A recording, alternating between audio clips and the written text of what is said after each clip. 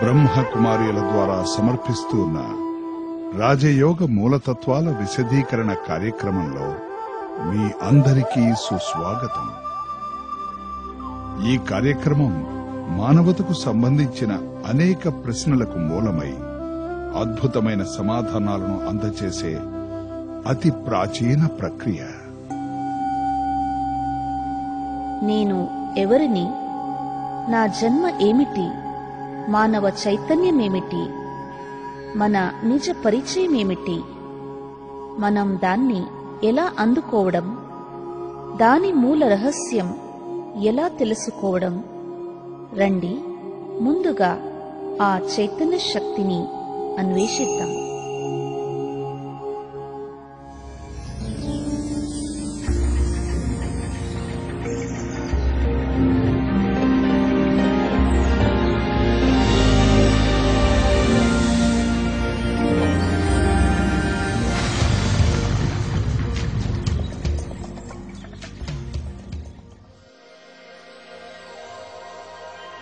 ఒక వ్యక్తి అద్దంలో తనని తాను చూసుకున్నప్పుడు సాధారణంగా అందులో తన ప్రతిబింబాన్నే చూస్తాడు. అందులో తన బాహ్య స్వరూపమే కనిపిస్తుంది. నిజానికి మనం జీవితాంతం చూస్తూ ఉండేవన్నీ నిజాలు కావాలనేం లేదు.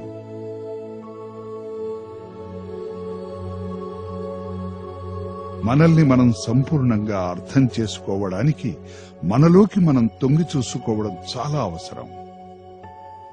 యావత్ విశ్వ ధర్మశాస్త్రాలు అంగీకరిస్తున్నాయి, మనుష్యుని సృష్టి రెండింటితో మలచబడిందని. అవే ప్రకృతి పురుషులు, అంటే ప్రకృతి ఆత్మ.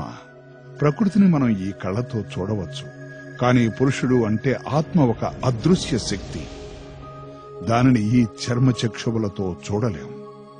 ఎవరికీ దీని గురించి సంపూర్ణ యథార్థ జ్ఞానం లేదు. రాజయోగం ద్వారా ఆత్మను అతి సూక్ష్మమైన జ్యోతిర్బిందువుగా దర్శించడం జరిగింది. అదే దేహాన్ని నడిపించే చైతన్య శక్తి. మన జీవితంలో చాలా మట్టుకు సమస్యలకు కారణం మనం మన నిజస్వరూపాన్ని మరిచిపోవడం. సంపూర్తిగా ఈ ఇహ బాహ్య ప్రపంచంలో లీనమైపోయాం. ఏ మాత్రమూ యథార్థాస్తిత్వం లేని ఈ ప్రపంచంలో కేవలం ఒక ప్రతిబింబంగా, మృగతృష్ణగా కలిసిపోయాం. కానీ మన గురించి వాస్తవిక అవగాహన కలుగుతూ ఉంటే ఇతరుల విషయంలో మన దృష్టికోణం దానంతటదే మారిపోతూ ఉంటుంది. ఆత్మను గుర్తించగానే మనం మన సర్వ హద్దులను అధిగమించి జాతి, భాష, దేశాల వంటి సంకుచిత భావాల నుంచి బయటపడతాం. దేహ ధర్మానుసారంగా నేను హిందువుని, ముస్లింని, సిక్కుని, క్రైస్తవుణ్ణి అని భావించుకుంటాం. కానీ ఆత్మదృష్టిలో మనం అన్నదమ్ములం, వసుదైవ కుటుంబకం అన్న భావన మనస్సులో జాగృతమవుతుంది. రాజయోగం ద్వారా వీటన్నిటినీ వ్యవహారికంగా అనుభూతి పొందగలుగుతాం. జీవితంలో ఒక అపూర్వమైన పరివర్తన తెచ్చుకోగలుగుతాం. ఒకమారు ఆత్మ యొక్క శక్తిని, దానిలోని అందాన్ని మనం గుర్తించగలిగితే మనలోని ఉత్తమ గుణాలు, కళలు, విశేషతలు అన్నీ జాగృతమవుతాయి. దీని ద్వారా శాంతి, ప్రేమ, ఆనందం, సుఖ సమృద్ధులను సహజంగా అనుభవించగలుగుతాం. ఇవన్నీ మీకోసం ఎదురు చూస్తున్నాయి. ప్రతి మానవునిలోనూ నిక్షిప్తమయ్యున్న మూలగుణమిది. అందుకే ప్రతిరోజు అనేక మార్లు మీకు మీరుగా జ్ఞప్తికి తెచ్చుకోవాలి, నేను ఒక శాంత స్వరూపి అయిన ఆత్మను అని.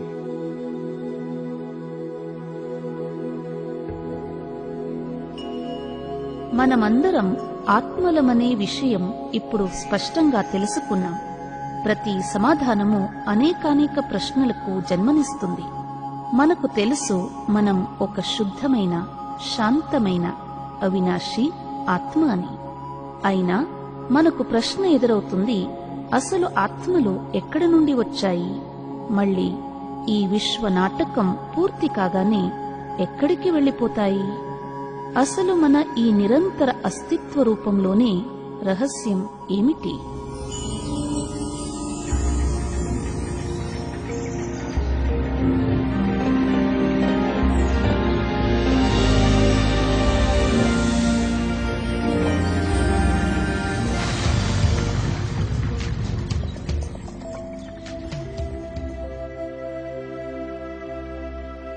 ఏ విధంగా మనల్ని మనం సంపూర్తిగా తెలుసుకునేందుకు మనలో మనం తొంగి చూసుకోవాలో అదే విధంగా మన వాస్తవ ప్రపంచ జ్ఞాన ప్రాప్తికి కూడా ఈ ప్రపంచాన్ని నిశితంగా పరీక్షించాల్సిన అవసరం ఉంది. నక్షత్రాలు, గ్రహాలతో నిండిన ఈ విశ్వం గురించి మన శాస్త్రజ్ఞులు చాలా విషయాలే తెలియచేశారు. కానీ విజ్ఞానం కూడా చేరుకోలేని లోకం మరొకటి ఉంది. అక్కడికి మనస్సు, బుద్ధి ద్వారానే చేరుకోగలం.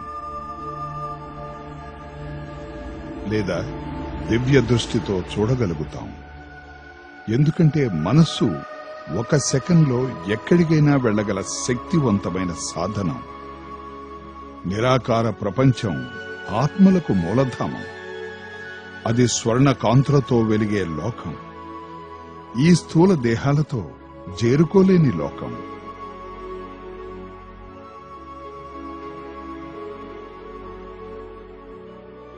మన దేహజ్ఞానం ఎందరికో ఉండవచ్చు, కానీ ఆత్మ ఉనికి యొక్క అవగాహన మాత్రం బహు కొద్ది మందికే ఉంటుంది. దానిని గురించి ఆలోచించేవారే తక్కువ.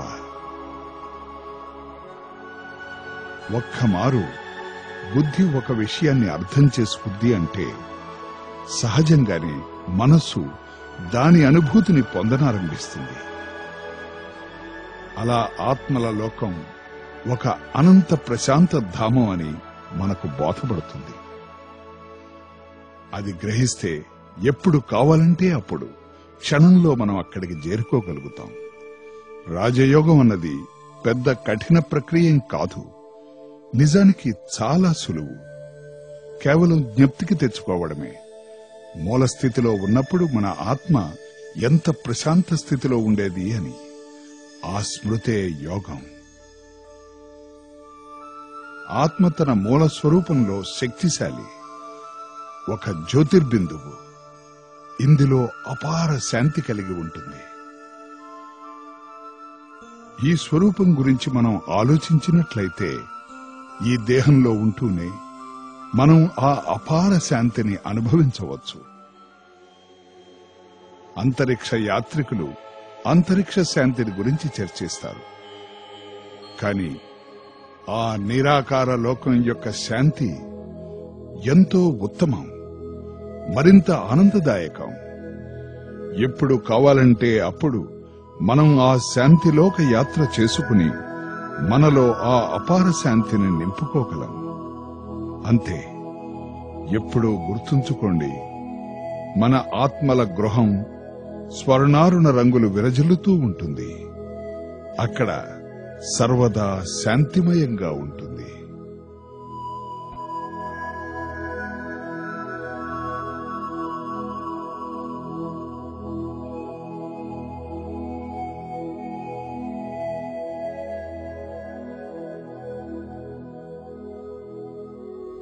ఇప్పుడు మనం దేహంలో ఇక్కడే ఉంటూ కూడా మన సంకల్ప శక్తి ద్వారా ప్రశాంతమైన, తేజోమయమైన, స్వర్ణిమ కిరణాల లోకంలో విహరించగలమని మనకి స్పష్టమైంది. అదే ఆత్మల నివాసధామం. మనం మరో ముఖ్య విషయం మరచిపోయాం.